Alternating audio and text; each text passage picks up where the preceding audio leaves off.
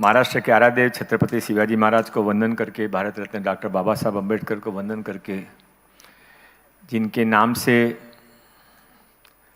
इस एयरपोर्ट का नामकरण हुआ है और हम सब के लिए जो प्रेरणा स्रोत हैं, ऐसे आदरणीय श्री डी.बी. पाटिल जी की स्मृति को भी वंदन करते हुए यहाँ पर उपस्थित मेरे मार्गदर्शक, आज के कार्यक्रम के सूत्रधार डॉक्टर विनय सहस्त्रबुद्धे जी, हमारे पूर्व मंत्री सीनियर आमदार श्री गणेश नाइक जी, हमारी जुझारू आमदार श्रीमती मंदा मात्रे जी, श्री संदीप नाइक जी, श्री उदय बांकावाला जी, जिन्होंने सारे प्रोग्राम के आयोजन में पिछले 2-3 महीने से मेहनत की है, घर में शादी जैसे होती वैसी तैयारी कर रहे हैं, श्री सतीश निकम जी, रामो मालगी के ट्रस्टी श्री जय मुर्ग जी, अदानीस की तरफ से, एयरपोर्ट की तरफ से जो शर्मा जी और उनके सभी साथीगण आए हुए हैं, उदय बांकावाला जी जिन्होंने इस प्रोग्राम के लिए आयोजन में सब तैयारी की, नीलेश मात्रे जी,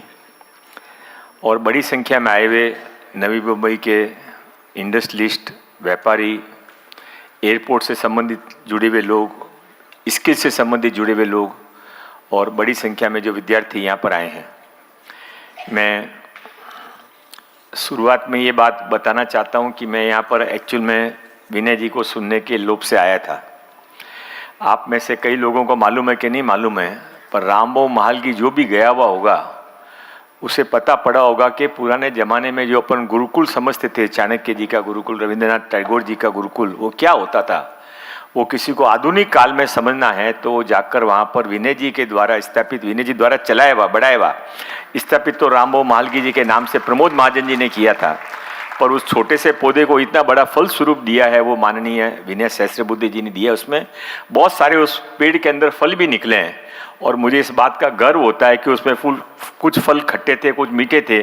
खट्टा मीठा क्या हूँ मुझे पता नहीं, पर मैं भी उनका ही द्वारा तैयार किया हुआ एक विद्यार्थी हूँ। रामबाबू महालगी के अंदर राजनीति की शिक्षा लेने का जो सौभाग्य बहुत कम लोगों को मिलता है, वो विनय जी के नेतृत्व में मुझे भी मिला था। मैं लगातार वहाँ पर आता जाता रहता हूँ और अटल इंक्यूबेशन सेंटर, कई सारे इंक्यूबेशन सेंटर बने, पर अटल इंक्यूबेशन सेंटर में ऐसी क्या खासियत है कि नीति आयोग कुछ भी शुरू हो तो सबसे पहले अटल इंक्यूबेशन सेंटर को पूछता है कि भाई ये स्कीम ला रहे हैं, इसके बारे में आप बताइए। स्कीम के जो लोग लागू करने वाले बेनिफिशियरी, उनसे ही पूछा जाता है कि इस स्कीम में क्या चेंज किया जाए ताकि ये स्कीम लोगों उपयोगी बने।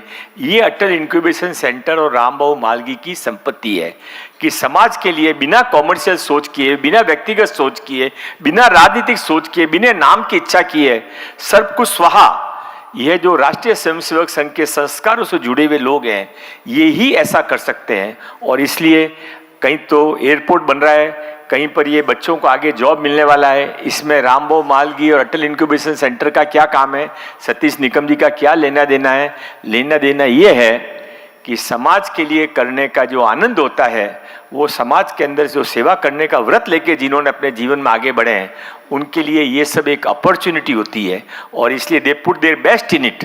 दैट इज द रीजन आज इन्होंने जो पैनलिस्ट की लिस्ट मैं भी देख रहा था, वो पैनलिस्ट की लिस्ट इतनी अच्छी है कि जो कोई यहाँ पर आया है, जो कुछ सुन के जाएगा, नोट बना के जाएगा, उसको कुछ न कुछ फायदा ही होगा। 2 तरीके से ऐसे कन्वेंशन में भाग लिया जाता है। एक तो किसी ने बुलाया है, किसी ने कहा है हमारी संस्था का कोई रिप्रेजेंटेशन करना चाहिए, तो मैं जाके बैठता हूँ।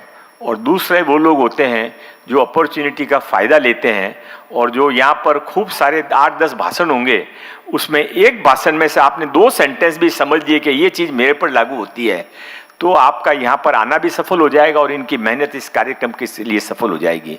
ये सारा पर्पज इसके पीछे, ये महावीर इंटरनेशनल जैसी संस्था भी इसमें लगी हुई है, सिडको भी इसमें लगा है, MMRDA भी लगा है, सबको इसमें जुड़े हुए इसके लिए है क्योंकि ये समाज का कार्यक्रम है।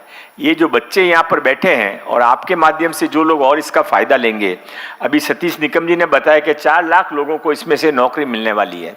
अभी 4 लाख लोगों को यदि नौकरी मिलती है तो आप समझिए यहाँ की इकोनॉमी में कितना चेंज हो जाएगा। यहाँ के बच्चों में जो कुछ भी आने वाले समय में करने की इच्छा है, उसको कितना बड़ा उनको जॉब सेटिस्फैक्शन इससे से मिलेगा। आने वाले समय इन युवाओं का है। माननीय नरेंद्र भाई मोदी जी के नेतृत्व में, मैं राजनीतिक बात नहीं कर रहा हूँ, पर ये सच है कि 10 साल पहले का भारत क्या था और आज का भारत क्या है, और 10 साल का ट्रेवलिंग टाइम आप यदि एनालाइज करोगे तो आपको यह भी समझ में आएगा कि अगले 10 साल के बाद भारत कहाँ खड़ा होगा। तो अगले 10 साल के भारत के जो होगा उसमें स्टेज में हम में से बहुत लोग कम लोग होंगे, पर ये बच्चों में से कोई जरूर यहाँ बैठकर आगे बैठकर हमारे को समझा रहा होगा। यह मोदी जी की कल्पना है। उनको दुनिया के सबसे युवा देश को मजबूत बनाना है। केवल युवा देश तो प्रकृति से बन गया है, पर युवा देश मजबूत कैसे बने, हमारे बच्चों के अंदर कैसे ज्यादा से ज्यादा स्वरोजगार की भावना का निर्माण हो, सेल्फ एम्प्लॉयमेंट। बहुत पहले कहा जाता था कि जॉब करने की बजाय जॉब देने की भी भावना करने की हिम्मत रखो आप, और ये मोदी जी ने कर बताया है। मेरे पास स्किल डिपार्टमेंट है। स्किल डिपार्टमेंट में आपको मैं पूरे विश्वास के साथ में कह सकता हूं, अभी मुझे यहां पर बताया गया कि हम स्किल सेंटर शुरू करना चाहते हैं। आपने बोला था, महावीर इंटरनेशनल वालों ने बोला, जो भी कोई स्किल सेंटर शुरू करना चाहता है, हमारी सरकार स्किल सेंटर आपके द्वारा, आपको मान लो शर्मा जी कहेंगे, शर्मा जी के पास में बहुत बड़ा सिस्टम है, इनको किसी की जरूरत नहीं है, उसके बाद भी यदि आप सरकार की तरफ से स्किल सेंटर आपके वहां खुलवाना चाहो तो आपके दिए हुए लोकेशन पे सरकार के खर्चे पे स्किल सेंटर हम शुरू करेंगे। पर केवल इनके लिए, ये आप सबके लिए भी ऑफर ओपन है। ऑफर ओपन इसलिए है क्योंकि आप जॉब गिवर हैं, यू नो द बेस्ट कि किस चीज की समाज आज इंडस्ट्रीज को जरूरत है। इंडस्ट्रीज एसोसिएशन के अध्यक्ष केडिया जी बैठे हैं, उनसे ज्यादा कोई नहीं समझ सकता कि नवे मुंबई के अंदर कौन सी इंडस्ट्रीज बंद होने के कगार पे, कौन सी इंडस्ट्रीज नया प्लॉट ढूंढ रही है, कौन सी इंडस्ट्रीज आगे चलने वाली है। तो ये you know the pulse of the industries.